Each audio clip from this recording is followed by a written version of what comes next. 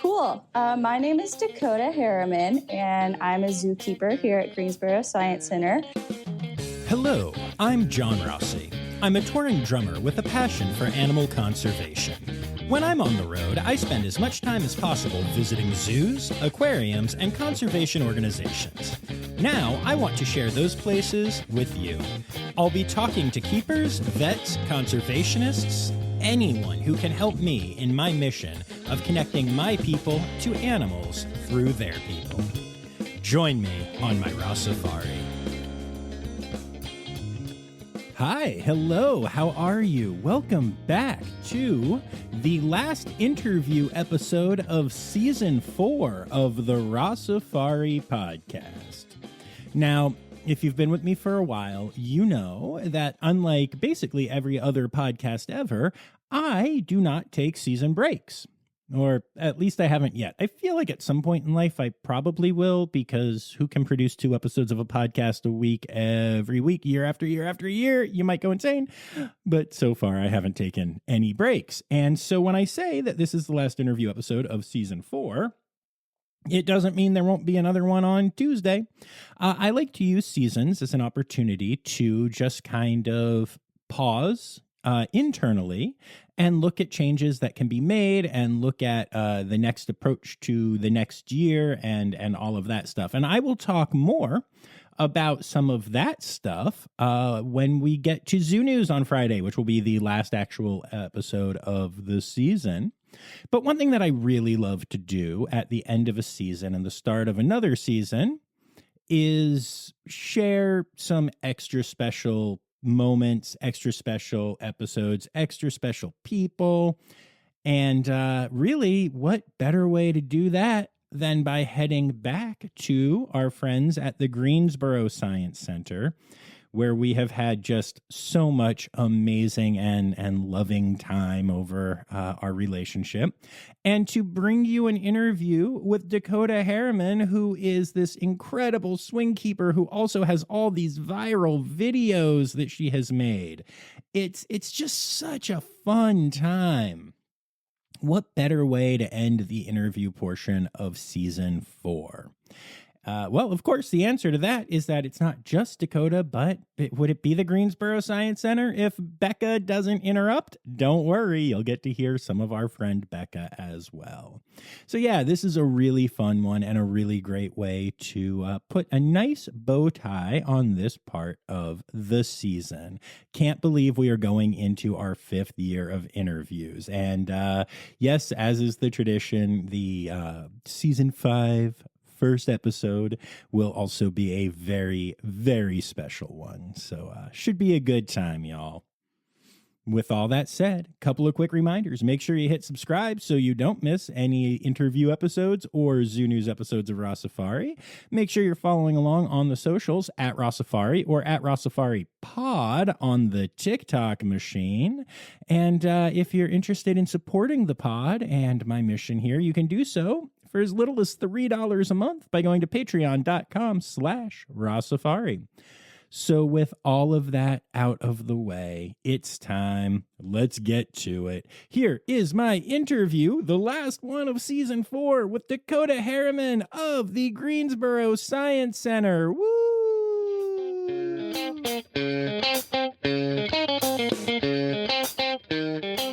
And I take care of a little bit of everybody. So I'm what's called a relief keeper. So whenever the main keepers are out, the lead keepers, I come in and take over their duties. So I take care of a little bit of everybody all around here at the zoo. So it's kind of the best case scenario, I think. Yeah, I think if I was going to be a keeper, that's probably what I would want to do because of variety. Pretty sweet gig. Yeah, absolutely. So since you're here today, what is your string today other than, being interviewed by me? Yeah. So besides you, I'm doing birdhouse, which also includes the barn. So it's the barn animals, the domesticated animals over there. And then we've got the macaw, which today's parrot day. So we're going to do a little bit of celebrating for Ruby. Nice. The hornbills, the trumpeter hornbills, which are some of my favorites. And then the kookaburra and lapwing. So little bit of everybody. Very cool. And so tell me about your start with all of this. Did you always know you wanted to be a keeper, all that kind of stuff? Sure. So just like a lot of people in the field, I grew up watching Zaboomafoo and Steve Irwin. So I've always been really interested and I've always wanted to. However, I got a little bit scared out of doing it. I got scared into a little bit more of a safe career, which to me was teaching. So my family's full of educators. So I taught high school Spanish for a few years, went to school for Spanish education, got my bachelor's there, and did that for a few years. And I did really like it. I liked making connections with people and being able to transfer my passions about things to other people. So I really loved that. But we moved to North Carolina. I married into the military, so we moved over here. And then I just happened upon Davidson County Community College, which has a zoo and aquarium science program. So it's like a fast track zookeeping school, basically. So I got my associate's degree there to do this. And I did several internships here at the Science Center and a few in different other facilities around the East Coast. And yeah, I really enjoy it here at the Science Center, but I definitely feel like I'm where I'm supposed to be. I really enjoy working with ambassador animals and still being able to make that connection with people. So that's where I'm at right now. Okay, very cool. So what was the program in school like? It was great. So we did a lot of fun classes, like how to train animals and focusing on animal behavior, some not so fun classes.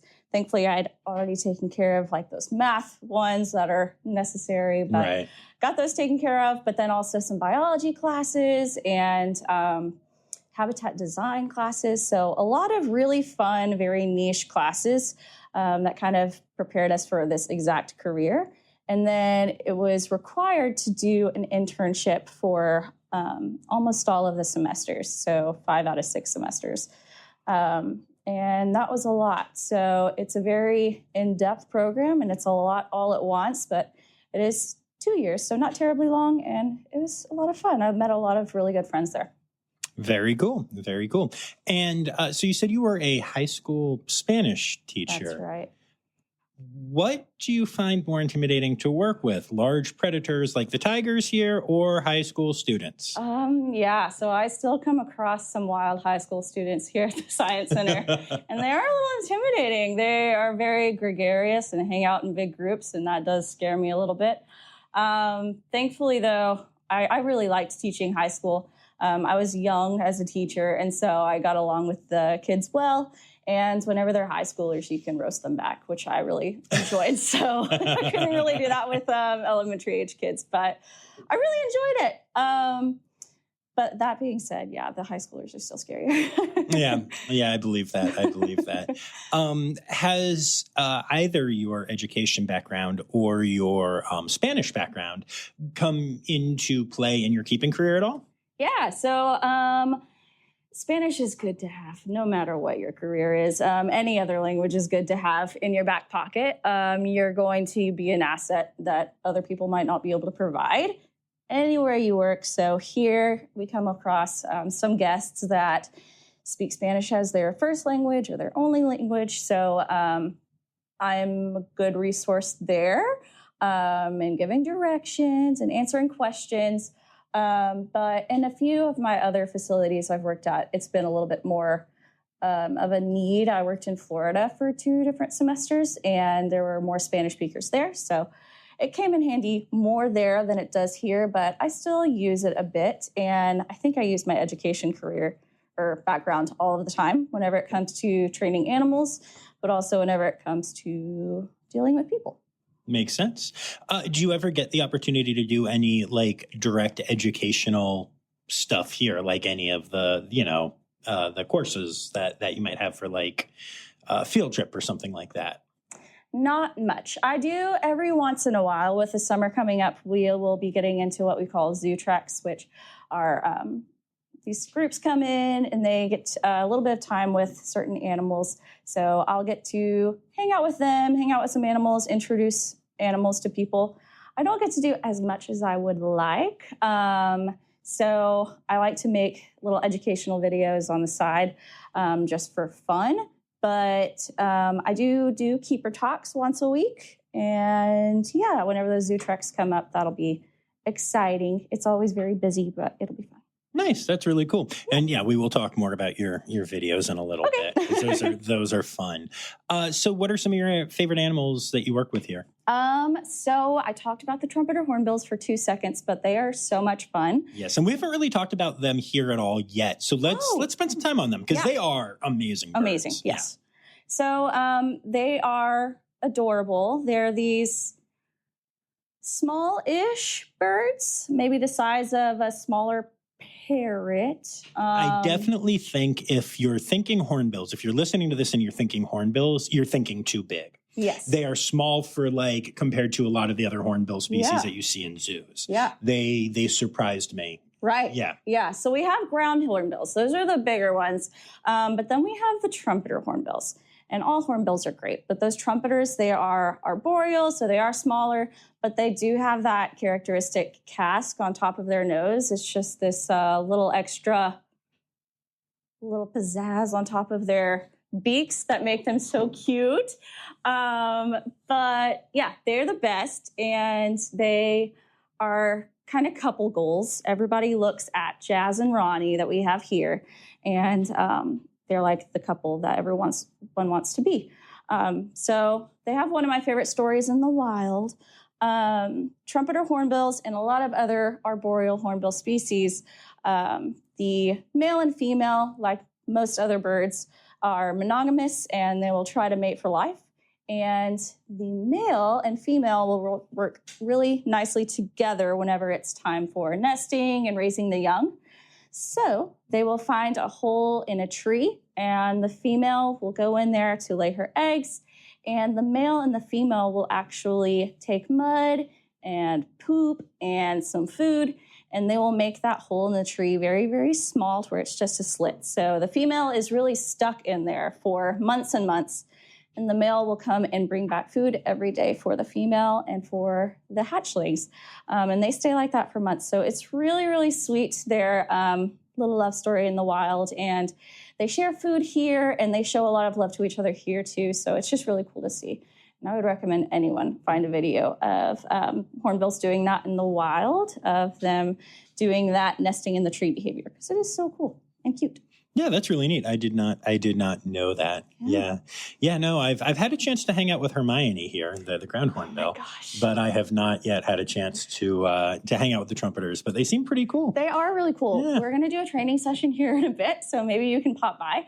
But they are precious. Hermione is such a ham. Yes. She's very, very social. Yes. With people, not so much other birds, but it's always nice whenever she flirts back with you. Indeed. What kind of training do you do with the trumpeters? So they're kind of skittish. One of them is more so than the other one. So we do mostly basic husbandry behaviors, so getting them to move where we want them to move. And then we do a scale behavior, just to kind of get a good idea of what their weights look like and things like that. So we don't get to do a ton of training. And again, I'm not their lead keeper, so I'm not going to be the one who's working with them the most. But that's what I work with them on, is just building that relationship a little bit more, getting them to move where we need them, and getting them to scale. Cool. And that actually brings up an interesting point. So as a relief keeper, you are relieving other keepers and going and doing a thing. But in particular with training, so much training is relationship based.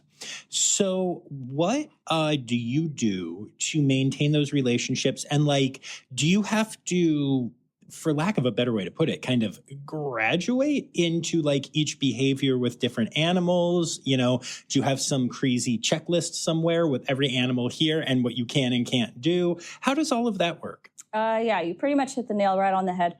You do have to graduate into some things. So earlier I talked about it being parrot day.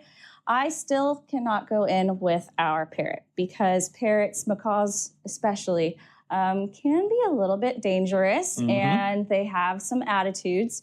So I do a lot of training with our macaw, Ruby. I don't go in with her yet just because I don't see her as often as the lead keeper. So we may not have that relationship quite yet. And I think we're really getting there. I think she loves me just as much as I love her. She definitely loves her sunflower seeds, which I have on hand all the time.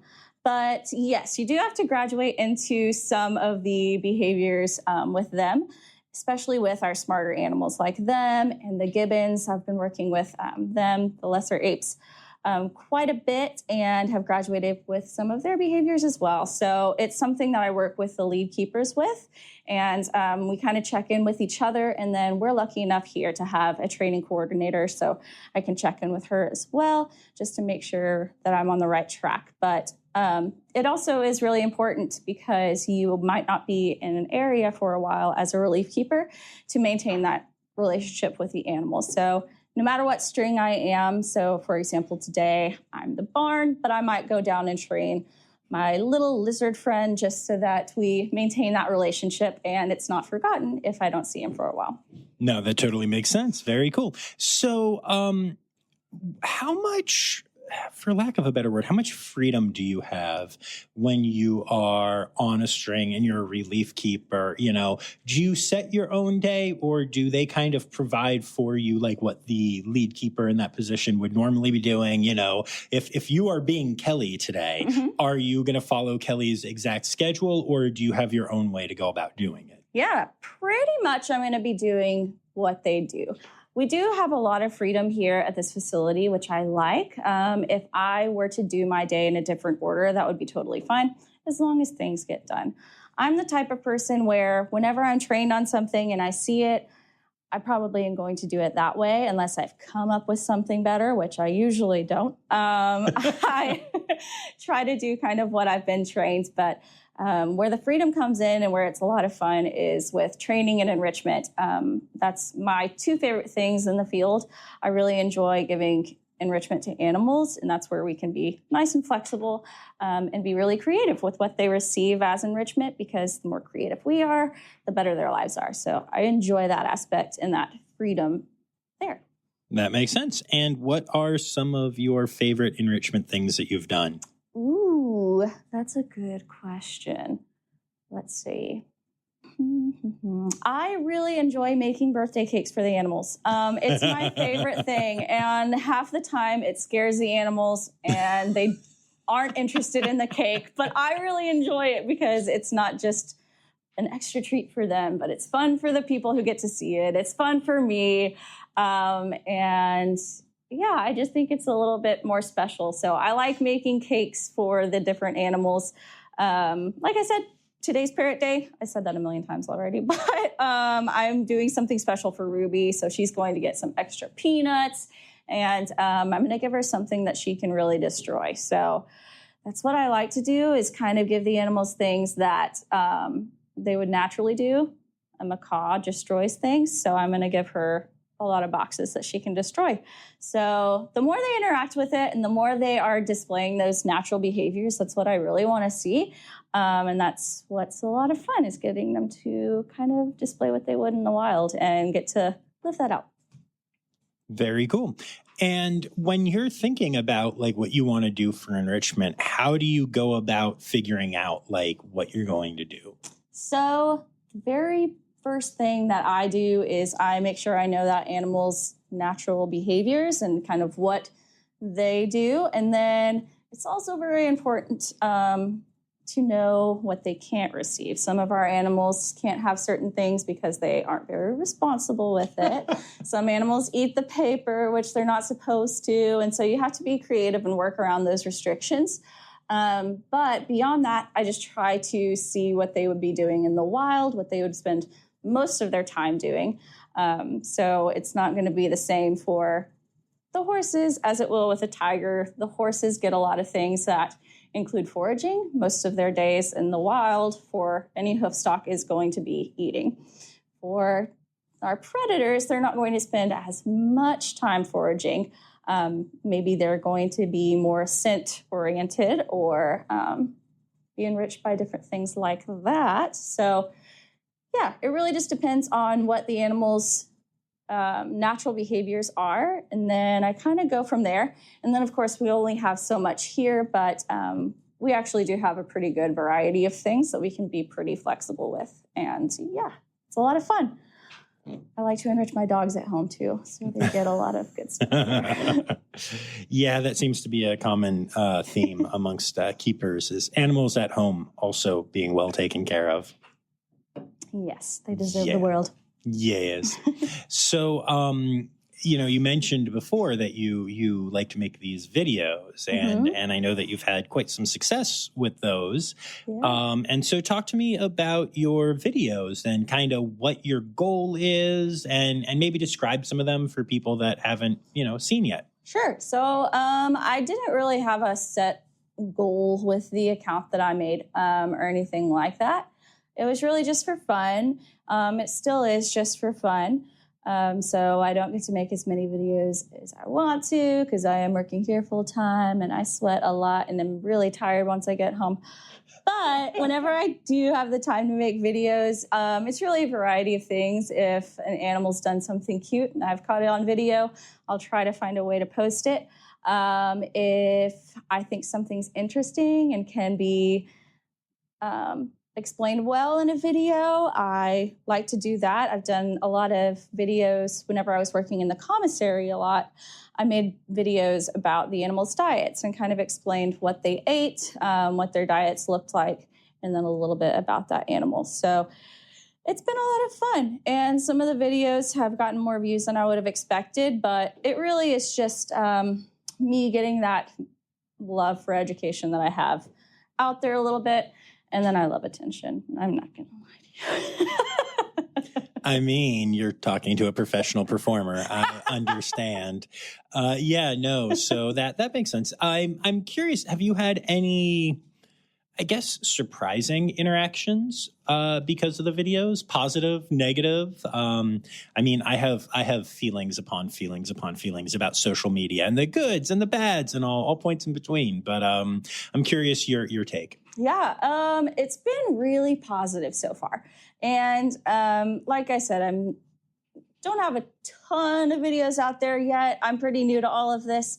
And so far it's been really positive. I was talking about the zoo treks earlier where groups can come in, pay a little extra money and get some behind the scenes opportunities with some animals. And a girl did recognize me from one of the videos, which was really cool. That was the only time that's ever happened, and I'll always remember it. It was really nice. She was very kind and really supportive. So that was really cool. But so far, everyone's been really nice, and they've been really supportive. So I love it. That's awesome. So as a relief keeper here, is that your goal, or is that, because I know a lot of times for people that's kind of a stepping stones thing. It's like the first thing that you do and then you try to get into like one area or something, but you seem really content with it. So I'm curious about that. Yeah, there's benefits and there's pros and cons to each, being a lead keeper and being a relief keeper. The pros of being a relief keeper, we've talked about a little bit, being able to hang out with all of the different animals and have that variety in your day-to-day. But then, of course, that's kind of also the downside is you don't have as good of relationships with those animals. You kind of don't know what each day will come. And then, you're kind of thrown around the zoo a little bit more, which is good and bad. And then the lead keepers tend to have a little bit more responsibilities, especially with the AZA inspection coming up. They have a little bit more to do on their to-do lists. So, of course, I help out where I can. Being a relief keeper is a lot of fun, but it's probably not my end goal. I would love to do more work with ambassadors, and I was talking about how cool it is to see natural behaviors in a zoo setting. So what I would really like to do is someday work in a free flight show. Nice. I'd love to. That's what's so inspiring. Again, with the parrots, Dakota, like seeing a parrot fly above you in a zoo is one of the coolest things that I've ever seen. And I would love to be a part of that one day.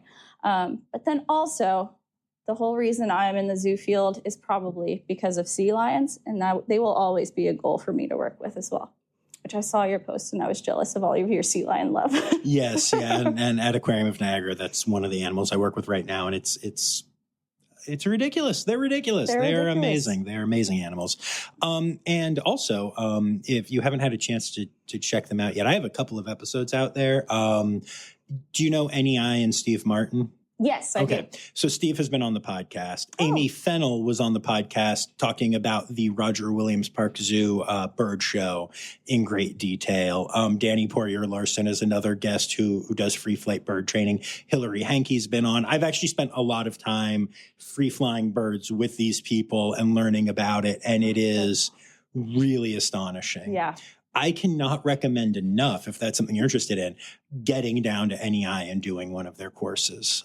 You would learn so much. I would love to. And I've seen NEI in practice a lot. I did 6 months working at Animal Kingdom as a presenter, as an educator there. So I loved it. And part of my day-to-day was hearing and then seeing all of those macaws take over the park. And, every guest is just automatically in awe and inspired. And I think that it can do a lot for conservation, seeing animals like that just take off. They're so inspiring. I don't even know what to say, but yes, I love it down there, and definitely will look into taking some courses with NEI. So I was only at the facility for a day. But it was an amazing day. Yeah. And they've invited me down to go and spend more time, and I haven't had the time yet. But yeah, it's near the top of the bucket list. Yeah, for sure. And I'm curious, do you do anything for yourself to further those interests outside of that? Any memberships, any classes, any of that kind of stuff? Or between the job and life, is it just overwhelming? It is pretty overwhelming, but I do like to overwhelm myself. I'm someone who's constantly trying to build my resume and things like that. So I am a part of the Zookeepers Association, both here and nationally. So I keep up to date with that. I'm part of a really cool online community of zookeepers on Facebook that has a lot of really great resources and things there as well. I don't know how much to say about it because it's not official, but the Science Center has a really cool conservation grant that it's just something that we do to put some money out there and some efforts out there for conservation. You probably talked with Kelly and Jen about their experience in Nepal. That was part of the conservation grant. So I've applied to work with, yet again, parrots in Costa Rica this August. Things are looking pretty good. But what organization? I can do some research there. It's called the Macaw Society, and it's out of Texas A&M, and they do a really good job of doing a lot of research. They are some of the top researchers whenever it comes to especially clay lick behaviors in macaws. So we're learning a lot through that organization, and I would really like to be a part of it. So we'll see. Nice. Well, good luck with that. Thank you. Yeah. So let's talk about some more of the animals here that you particularly like to work with. Yeah. So I really love those hornbills. And then my other top favorite are the hippos. They are so cute. So cute. It's ridiculous. And they're pygmy hippos, which they just kind of look like babies for all of their life. So the Nile hippos, I do not think are as cute. I'm sorry if you have any Nile hippo friends, but the pygmy hippos just have those baby faces, and they are just little balls of gray, and I love them so much. So you heard it here first, folks. The Greensboro Science Center is anti-Fiona. I'm kidding. I'm just kidding. Becca's face just exploded.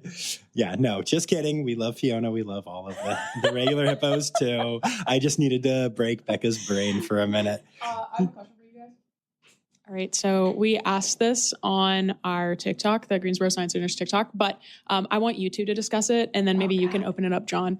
But pygmy hippos, specifically, are they avocados or are they potatoes? Do you have any thoughts? I feel like they're not as bumpy as avocados, so I feel like they're potatoes. They're See, I was going the opposite direction, so I can see why this is a question that gets a lot of traction. I think they're kind of avocados. They have some bumps. I haven't seen Fiona up close, so I don't know if she's more bumpy. I have. Oh, okay. Yeah. Well, if she's bumpy, then I guess. But I wouldn't say that they're like a big Idaho potato. Maybe like a little, it's a smaller potato. Like a russet potato. Perhaps a russet potato. Yeah, russet potato sounds good. What are your thoughts, Becca? All right. So I was team potato until we did this. And I had someone who was super convincing in the TikTok live messaging me. And I am team avocado because if you look at their skin, it looks like an avocado. It's not as bumpy as an avocado, but it is very like, it looks like an avocado. I mean, they're like gray. They have like that dry, like ripply looking skin. I feel like maybe the pygmies are a little more rough looking than the Nile hippos. So the river hippos. I don't know. Well, I'm team avocado. I didn't want to gang up on John earlier, but yeah, I'm definitely team avocado too. They're pretty darn bumpy. I mean, that's fine. You guys can be wrong. It's cool. Whatever. Like, it's fine.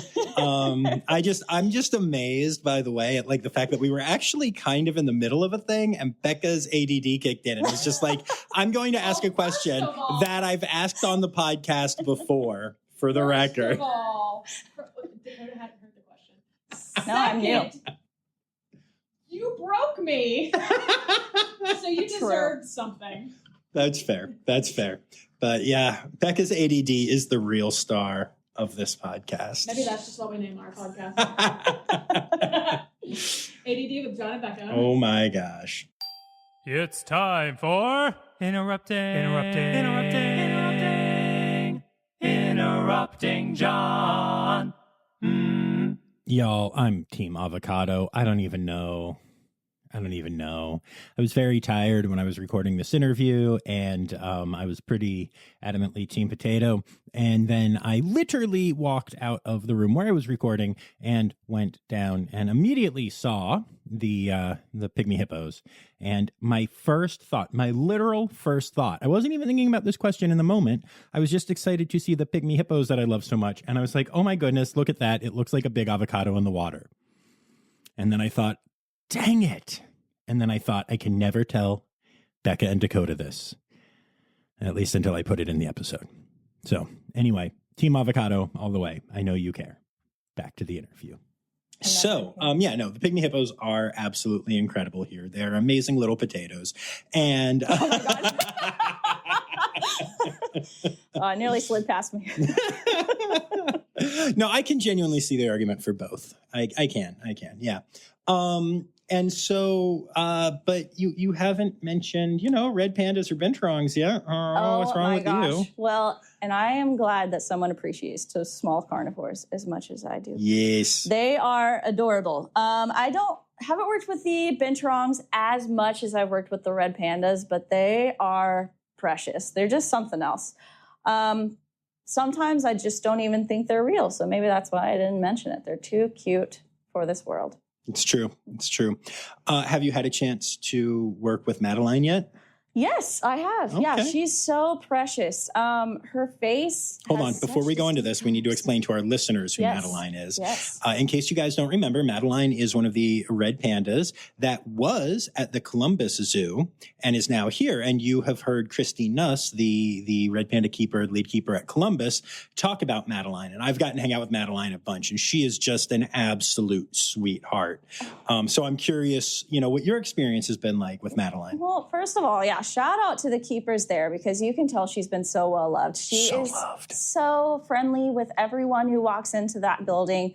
She'll walk up and she'll ask for a biscuit from, it seems like, anyone. She's very, very sweet. And I just think she has a very unique face. She is very, very beautiful. She has very distinct eyebrows and just some darker features that I think are really pretty. All of our pandas are pretty, but she's just pretty in a different way. She really is. I mean, it's really astonishing to me. She's just, and she's like you said, she's a sweetheart. I will vouch for the fact that, as you said, Christy and the team there, they take such ridiculous care of their pandas, and they put in so much time into building relationships. And it really shows. It's really cool. Yeah. Oh, that's so exciting that you got to hang out with Madeline. It I is. love her. Yeah, she is so sweet. And she's finally out of quarantine. So, of course, whenever an animal comes into the zoo, we want to make sure that they're healthy, our animals are healthy, and she's passed her exams. So now she can go outside and explore her world. And again, this is the sad part about being a relief keeper. It's been a while since I've seen her, so I haven't got to see her outside and explore yet. But I'm sure she looks even prettier out on exhibit. Yeah, no doubt, especially on a beautiful sunny day like today. Yes. Of course, I don't know because I've been doing interviews all day. Oh, so sad. I'm actually really excited after this to, do the zoo. Yeah. Normally, it hasn't gone quite that way. And I'm so grateful, all joking aside, I'm so grateful to Becca for setting all of this up. But I'm also like, I just want to go see animals. I'm at a zoo when I'm in a conference room. I know. That is exactly how I feel about my job. Sometimes I'm stuck behind a desk more than I want to be, or in meetings more than I want to be, but it is those moments that really make it all worth it. Yeah, no, 100%. One of the more interesting things about volunteering at Aquarium of Niagara is no matter what's going on, you get to at least go out for a seal feed each day. And sometimes I'm with the animals most of the day. And then sometimes I'm doing all kinds of crap and I'm in kind of a bad mood and I'm folding laundry and it's fine. Got to do the thing. And then you go out to the seal feed and it's instantly everything is perfect. It is. It's a restart button and it's just the best. Yeah. I like animals. Yeah. Me too. Weird. So weird. So if you had the chance to do a video, what's your next thought? What's your next thing? What do you want to do next? What do you want to educate people on? Well, I have so many videos that I'm this is going to make a really good video. And so I have a lot in my favorites album. Right now, I've got a really cool video of Bakari the okapi blinking. Yes. Oh, he's blinking. Whenever they blink, it is something out of this world. It's so they live in the jungle in the wild, right? And they got to protect their little eyeballs. And so sometimes whenever Bakari blinks, he sucks his whole eyeball back and it just looks like he doesn't have an eye. And it's a little bizarre. I not know this. I think I'm going to put caution on the video because it is weird to see, but it's really, really cool. Wow. That's fascinating. In a haunting way. That's fascinating. Bakari is such a good okapi. He's such a good boy. Yeah. Not a lot much in his brain. No. Sometimes he just goes to the wrong fence. You have to find him there, but that's okay. That's okay. We all do. Yeah. There was one time recently that I was here and I was just on the boardwalk and I went to that exhibit and I was like, Bakari, Hermione. And these two ladies walked by and they were like, that's weird. Why is that guy making up these weird names for the animals? And I'm like, no, those are their names. And they're like, yeah, sure, dude. And I'm like, no, okay. Oh. You think I'm just, no. That happens a lot here. You really embarrass yourself. I keep on talking about this parrot, but Ruby really yes. likes Ruby. Single Ladies by Beyonce. Oh, okay. Yeah. Sometimes. So there have been cases where I am singing my heart out, doing the dance, and she just ignores me. And there's a whole group of people around. And so I get what you're feeling. Right Yeah. But hey, it's enriching for Ruby, your obviously favorite bird. It's enriching for Ruby, that's for sure. And she is my favorite. Yeah. So what's next for you? This, which I'm really enjoying. So like I said, I've got that conservation thing that I'm really hoping for. But officially, just this. I'm hanging out. I am transitioning into a little bit less of all around the zoo, which is a good thing and a bad thing. I'm not going to get to see my panda friends as much, but I will get to see the binturongs more. So I'm going to be a relief keeper for 3 strings specifically instead of the whole zoo. So it's going to be nice because it is a lot to remember for the whole zoo. So I'm excited to get to work a little bit more concentrated on one team instead of the whole zoo. So that's something that's new for me. And then, just hanging out with all my favorite animals, doing the same thing. Nice. Now, you said you married into military. Is there any risk that military will whisk you away? No, he's done with it. So, Okay. yeah, actually kind of the opposite. I'm afraid that I'm whisking him away into getting a job that is animal care. And we will have less money if that is the case, but that's okay. Well, so wait, so in animal care, you're saying? He's so what not does he want to do? completely sure yet. He plays a lot of Zoo Tycoon, though, so so we'll see. Well, if that doesn't make you a good keeper, I don't know what does. I know. There's a new game called Planet Zoo. I don't know if you've heard of it. I have, but apparently it doesn't run well on the Steam Deck, which is my only, more advanced system. It's been only on PC for years, but now you can get it on some different consoles. So he's playing it on Xbox right now, and it's really cool. He's kind of tried to replicate the Science Center on Planet Zoo. He's got the Ambassador building, and then he's got the mulch pile, and it's really big, but he worked really hard on that mulch pile. And unfortunately, he can't put a peacock right on top. So it's not true to real life, but amazing. Yeah, actually, so when COVID hit, that was like before I started this podcast. This was a COVID project. But I had been going to a ton of zoos on tour and stuff, and I was really missing it and really missing the chance to go around and photograph animals and stuff. And my wife and I were visiting her parents, and they had, I think it was Zoo Tycoon. It was one of those. Yeah. And Zoe went and built me a zoo one night and then just dropped me the controller and was like, here's how you take pictures. And I literally virtually walked around and Rossifari'd. And I kind of thought, like, when she was like, here, I did this, I was like, oh, that's sweet, but I don't know that this is going to work. And then like an hour and a half later, as I'm photographing animals in this game, I'm like, yeah, no, this is filling a niche that I did not, this is getting the job done. That is so sweet. Yeah, it was really cool. Oh my gosh. Yeah, I did good. But yeah, it's amazing how well those games can step up in a pinch, you know? Yeah. There were a couple of times where Elmwood Park Zoo in Norristown, you can see their giraffes from the parking lot. Oh. And Brandywine Zoo in Wilmington, Delaware, you can see red pandas and like one or two other animals from their fencing if you kind of not climb on it, but climb up. It's hard to explain, but I wasn't doing anything that would get me kicked out. But I would never do anything like that. But it was an awkward thing, but like people saw me. It was fine. But there were multiple times that we drove to both places just to see something. Yeah, get your fill. Red pandas through a fence, and then their exhibit fence, and then their exhibit, mesh, but still they're red pandas. Yeah. Or giraffes that are, normally I'm feeding, but instead they're 100 feet away. But hey, at least they're giraffe necks. Exactly. You could even see Gerald the giraffe drooling, which is what he's known for. Oh, so, adorable. important stuff. But I do think it's funny looking back that like part of my COVID survival plan was figuring out how to zoo when there weren't zoos, even in most basic ways. Yeah. So that's interesting. Now I'm curious with your husband. So I love this kind of thing. Do you think that's a path he would have taken anyway, or is it because of you that he's like walking that, or maybe walking that? I know it's up in the air. But, well, he has always played Zoo Tycoon, so he's always been interested. But it's definitely because of me that he's being exposed to all of these different things.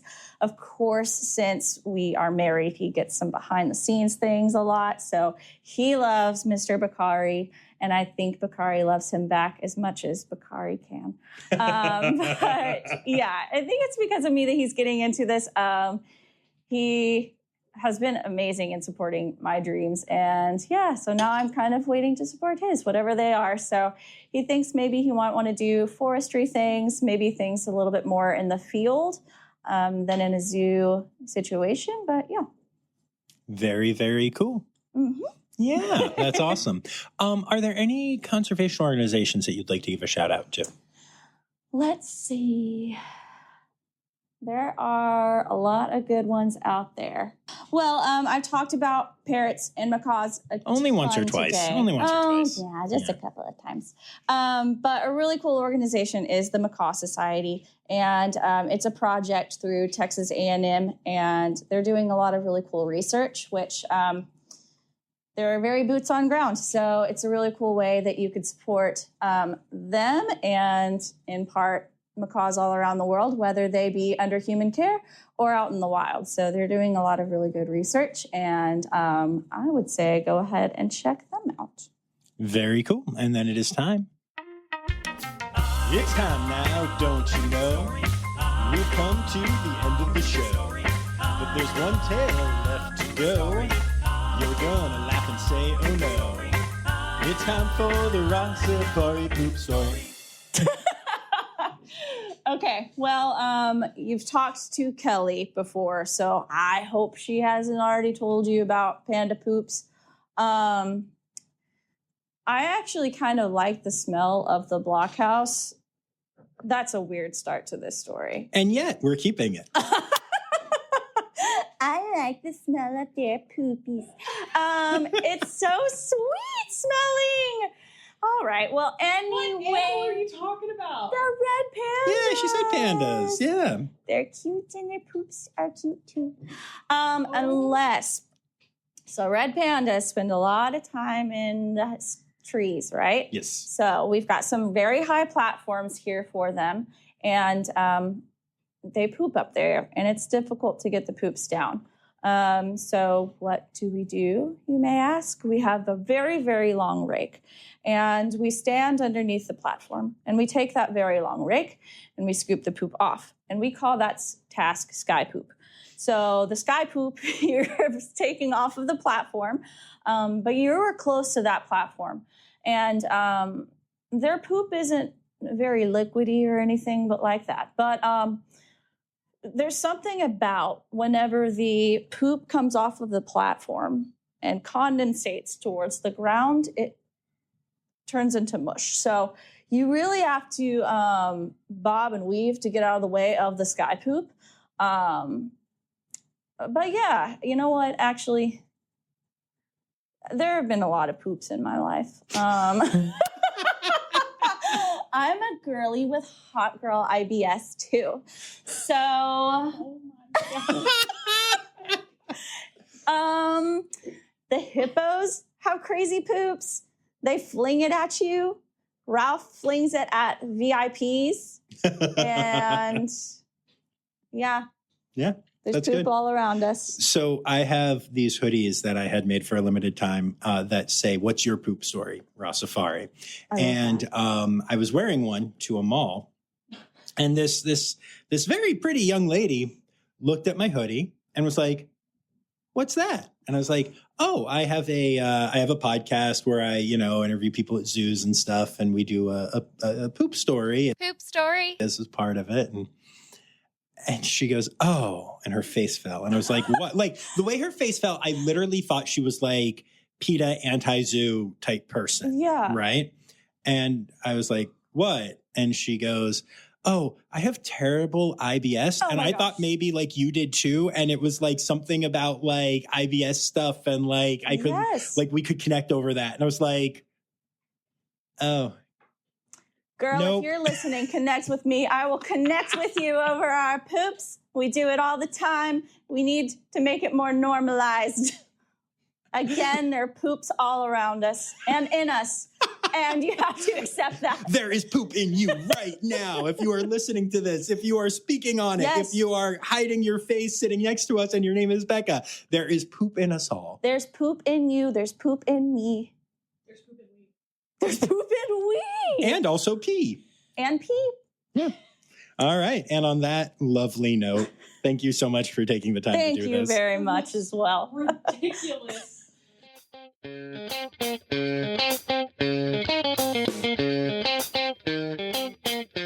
There's poop in you, there's poop in me, there's poop in we, and even pee. Is there any more poetic way to have ended the interview portion of season 4?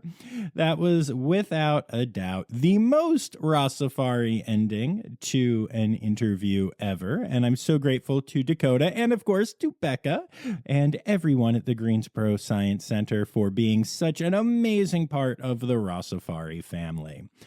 So that's really all I've got for y'all. I hope y'all tune in on Friday to Zoo News. I've got some cool stuff to talk about what's coming up with the next season of the podcast and with Rossifari in general, to be honest with you. So make sure you're back here for that. And before I go, I'd like to say thank you to all of you for having been so incredibly supportive these last 4 seasons, and especially to all of my patrons and my Red Panda level patrons, Dr. Laura Schenk, Dr. Stephen Williamson, Barbara Bennett, and Jenny Owens. And yeah, all right, be back Friday, last Zoo News of the season. It's going to be amazing. Remember, friends, the word credits backwards is Steiderk. The Rossifari podcast is produced, hosted, and engineered by John Rossi. Editing and fact-checking by John and Dr. Zoe Rossi. Our theme song is Sevens by Nathan Burke, performed by Nathan and John. Interrupting John theme and additional voices by Taylor Isaac Gray. You can reach John directly on Instagram and Facebook at Rossifari or by email at rossifaripod@gmail.com. Rossifari is part of the Daydreamer Media Network. Now, stop listening to me and go visit a zoo.